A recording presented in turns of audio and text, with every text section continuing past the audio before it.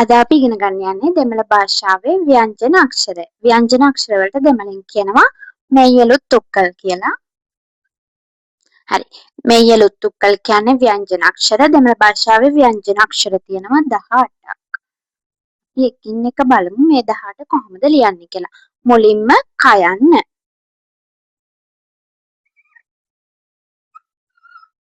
මේ විදිහට අපිට කයන්න ලියන්න පුළුවන්. අපි සාමාන්‍යයෙන් ව්‍යංජන අක්ෂරයක් දක්වන්නේ හල් කරලා. එතකොට අකුරු උඩින් තිතක් තියන්න තියෙන්නේ.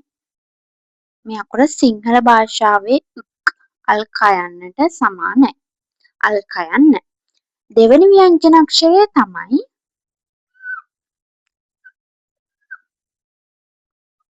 අකුර. සිංහල භාෂාවේ අකුරට සමානයි.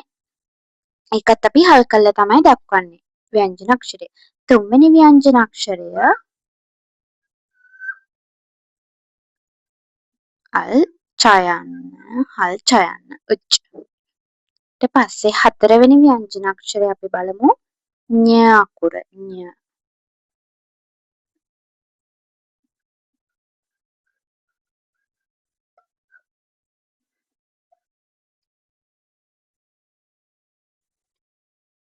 හරි. අපි බලමු පස්වන ව්‍යංජන අක්ෂරය කොහොමද ලියන්නේ කියලා. පස්වන ව්‍යංජන අක්ෂරය තමයි උට් අකුර. උට් අකුර. ඊට පස්සේ ඊළඟ ව්‍යංජන අක්ෂරය මුර්ධජන. මුර්ධජන. කත් අපි හල් කළ දක්වන අල් නයන්න. හරි.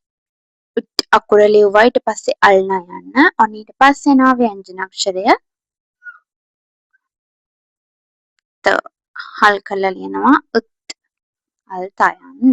අල් තයන්න. ඊට පස්සේ දන්තජන.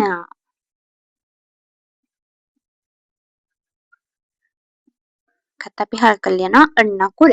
හරි. උට් අකුර මුර්ධජන ත අය දන්තජන අකුර. ඔන්න ඔය විදිහට අපිට මේ අකුරු හතරක් ලියන්න පුළුවන්. ඊට පස්සේ අපිට එනවා අල් පයන්න. ප අකුර. ප. පයන්න. උප්. ඊට පස්සේ මයන්න.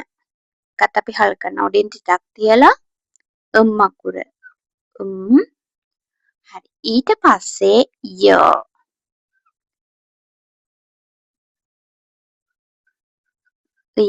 ය අකුරත් අපි හල් කරලා ලියනවා. ඊට පස්සේ එනවා රයන්න. ර. ඔන්න විදිහට ඒ අකුරු හතර පයන්න, මයන්න, යයන්න සහ රයන්න. හරි. ඊළඟ අකුර ල. ලයන්න. කතල් කරලා ලියනවා ල්. ඊට පස්සේ එනවා ව. වයන්න. උව්.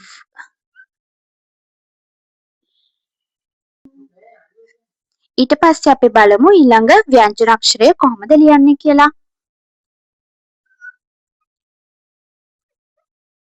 මේ විදිහට දාලා එකත් හල් කරනවා. දෙමළ භාෂාවේ මේ වගේ අකුරු දෙකක් තියෙනවා. අන්න ඊට පස්සෙත් එන්නේ ඒ අකුරම තමයි.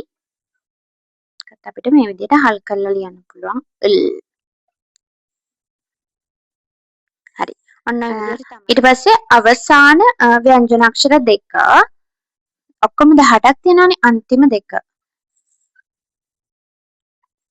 මේ අක්ෂරය උට් කියලා අපිට උච්චාරණය කරන්න පුළුවන්. ඊට පස්සේ අවසාන අක්ෂරය දන්තජන. දන්තජන අකුරු කලිනුත් අපිට එකක් හම්බුණා.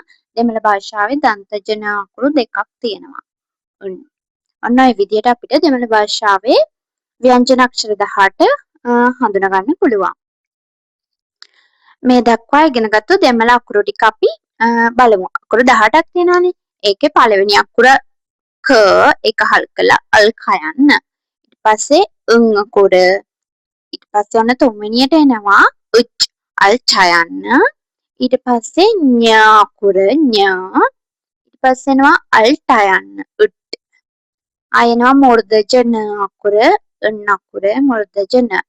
ඊට පස්සේ අල්ට යන්න. ඊට පස්සේ එනවා දන්තජ න අකුර දන්තජ න. ඊට පස්සේ තියෙනවා පයන්න. පයන්නෙන් පස්සේ ම ය ර ල ව ල ල. මේක හල් වුණාම විතරයි අල්ට යන්න වෙන්නේ. මේක විශේෂ ලක්ෂණයක් තියෙනවා. හල් වුණාම විතරයි අල්ට යන්න වෙන්නේ. අනිත් හැම වෙලාවෙම ර අකුර විදියට තියෙන්නේ. ඊට පස්සේ ආයෙ තියෙනවා දන්තජ න අකුර හල් වෙලා අල් යන විදියට. ඔන්න ඔය විදියට තමයි අපිට දෙමළ භාෂාවේ ව්‍යංජන අක්ෂර 18 ඉගෙන ගන්න තියෙන්නේ. හරි. අපි මේ දක්වා ඉගෙන ගත්තු ව්‍යංජන අක්ෂර 18 දෙමළ භාෂාවේදී විශේෂ ලක්ෂණයක් තියෙනවා. සමහර අකුරු ඒ කියන්නේ අකුරු 6කට තියෙනවා සිංහල අකුරු 2ක් හෝ 3ක්. අපි බලමු මේ අකුරු 6 මොනවාද කියලා. මුලින්ම අපි ඉගෙන ගත්තු කයන්න. මේ කයන්නට මේක හල් වුණාම අල් කයන්නේ ඒ වුණාට මේ අනිත් අවස්ථා හැම එකෙදිම ක ග හ මෙන්න මේ විදිහට සිංහල අකුරු 3ක් අපිට හඳුනා ගන්න පුළුවන්. අල් කයන්නේ ක ග හ කියලා සිංහල අකුරු 3ක් තියෙනවා. ඊට පස්සේ මෙන්න මේ අකුර.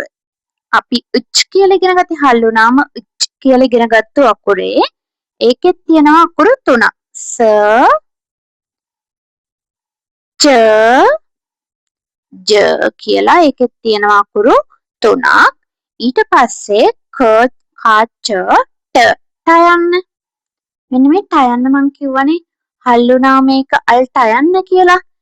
දැන් මේ අවස්ථාවේදී නිකන් හල් වෙන්නේ නැතුව තියෙනකොට ට ඩ කියන අකුරු දෙකට අපිට ගන්න පුළුවන්.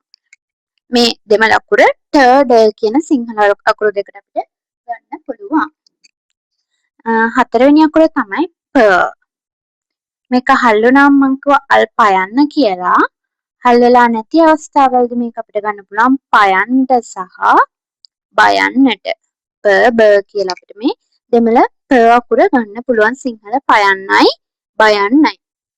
තව අකුරු දෙකක් තියෙනවා අපි බලමු. හරි. ඒ වගේ තවත් අකුරු දෙකක් තියෙනවා. අපි ඒ අකුරු දෙකත් බලමු. ඊළඟ අකුර තමයි ත අකුර. මේකෙත් අකුරු දෙකක් අපිට අඳුර ගන්න පුළුවන්. මේ අකුර හල් වුණාම තයන්නනේ.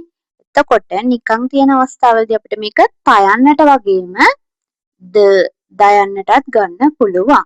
අනිත් එක තමයි මම කිව්වා මම කලින් කිව්වා මේක හල් වෙලා තියෙනකොට අල් ටයන්න කියලා. හල් වෙලා තියෙනකොට අල් ටයන්න. එහෙම නැතිව තියෙන අවස්ථාවලදී අපිට ගන්න පුළුවන් ටයන්න විදියට. හල් වෙලා තියෙනකොට අල් ටයන්න. හල් වෙලා නැති අවස්ථාවේදී අපිට ගන්න පුළුවන් රයන්න විදියට. මේක විශේෂ අකුරක්. එතකොට හල් වුණාම අල් ටයන්න. හල් වෙලා නැති අවස්ථාවලදී රයන්න කියලා අපිට හඳුනා ගන්න පුළුවන්. හරි. අද අපි ඉගෙන ගත්තේ දෙමළ භාෂාවේ ව්‍යංජන අක්ෂර. මම හිතනවා ඔයාලට තේරෙන්නේ නැති කියලා. අපි තවත් වීඩියෝ එකකින් නැවතත් හමු වෙමු.